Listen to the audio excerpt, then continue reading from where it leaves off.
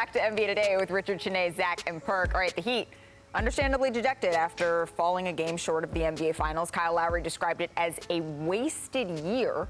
Richard, do you agree? Yes. And I agree. Wow, all right. I don't agree that it was a waste of time. I agree that these individuals had one goal, and one Kyle shot, Lowry, one opportunity. we're not going to go all Eminem on got that. one But shot. I'm just saying, like, Kyle Lowry went to the Miami Heat to win a championship. And truth be told, if he was healthy, what's his name? Tyler Hero was healthy. Jimmy. Jimmy was like, and again, that's part of the thing. So they're going to look at it and not say we weren't good enough, that we didn't have enough talent. It was just we were unfortunate in some of the things that went down. So, like, yes, if you are a competitive player, and I've seen LeBron James get emotional after we won a championship, I've seen him get emotional after we lose a championship. There is only win, and that is it. Now, this is professional sports. Don't go out to the little league kids and don't start getting on the YMCA parent. Don't start doing that. For professional sports, for a guy like Kyle Lowry who's won a championship with this type of organization, that's why he went there. So a wasted year from the sense of a missed opportunity. I hear you from like the inner athlete in us, but not Then just really. stop. So my answer is Just like, stop. yeah, Just stop. Richard, but no. Just because if you look at the overall East, I mean, they were dealing with a lot of real contenders that even bolstered themselves after the NBA trade deadline. You look at the Sixers who feel like, really, this was a wasted year. No, they're not. Don't compare them to Philly. First of all, I'm going to list everybody because you look at the East, Giannis and the Bucks. You look at KD, Kyrie, and potentially whatever could have added with Ben Simmons. There was the East was where the conversation was at competitively, and so yes, you are at the top. Yes, you expect to when you're in that position, and I think it's easy to feel like, oh my gosh, all is lost because you were one shot, one game away. But if you look at the way that these other teams stacked up, they have to be proud of their effort. No, wait, okay. You have to be proud of your effort if you're the Miami Heat. Really quick, Janae.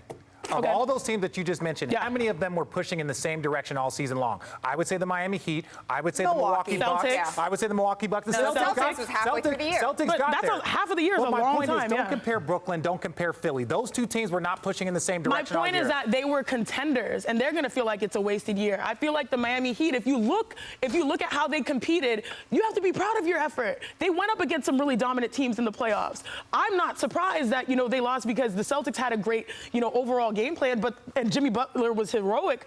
But if you look at this overall situation, I think that the Heat have a lot to be proud of, and they're probably one small or large piece away from being right back at it. Zach, have at him. I don't know what's going on the show today. You got RJ talking about Little League. Perk is spanking people with designer belts. I've got no idea what's happening today. Well, your shirt. We also have no idea what's happening, hon. I get what Kyle Lowry is saying, and I get what his personal expectations are, but to me, this season is a rousing success for the Miami Heat. There was some skepticism around the league about the Heat. Oh, will their half-court offense score enough in the playoffs? No. Is their second-best player, or even their first-best player, good enough to make it over the hump and all of that? And with Jimmy Butler hampered for half this series, with the sixth man of the year who averaged 20 points a game out for essentially the last 3 games, with Kyle Lowry dealing with a hamstring issue that clearly limited him, they still, A, got here, and B, forced the Celtics, the best team in the league for the last 4 months, to fight for their absolute lives down to the end of the game. And their defense, once Kyle Lowry came back, as limited as he was, he's still a way better defender than Gabe Vincent, way more switchable. Once he came back, their defense was as advertised. Boston had to work for every bucket. So, yeah, they fell short. But to me, the Heat, to get within 1 game of the finals, that's a good season. It's a successful season. And they proved some of their critics wrong. Richard is writing on a piece of paper like it's a ransom note. No participation like trophies. every team's a failure. I kind of feel like the MVPs of each conference are both sort of that. Well, I have feelings about that. But anyways, Perk, go ahead. Oh, he looks confused. He's been confused. He looked confused. He's been confused since I used the term Hermes.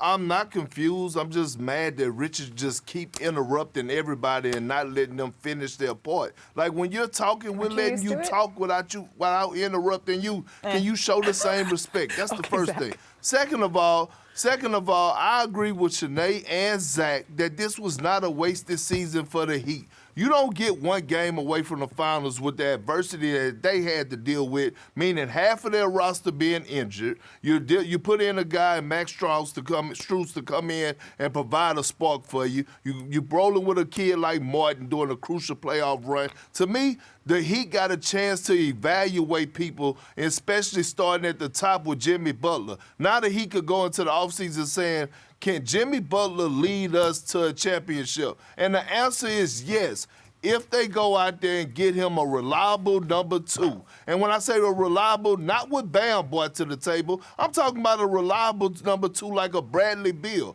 A Bradley Beal alongside of Jimmy Butler, that he definitely could get to NBA championship. That's all I'm telling you. You can fix your face how you want to, Richard. Here's why I kind of get where Richard's coming from here. P.J. Tucker is 37 years old. Kyle Lowry, 36. Jimmy, 32, still on the younger end. We know that Max Strus and Bam are both in their 20s still, but even Kyle will say it. You know, this is something where their time is not necessarily on their side. Time of the essence. Sorry, I had to. Janae, that was perfectly put.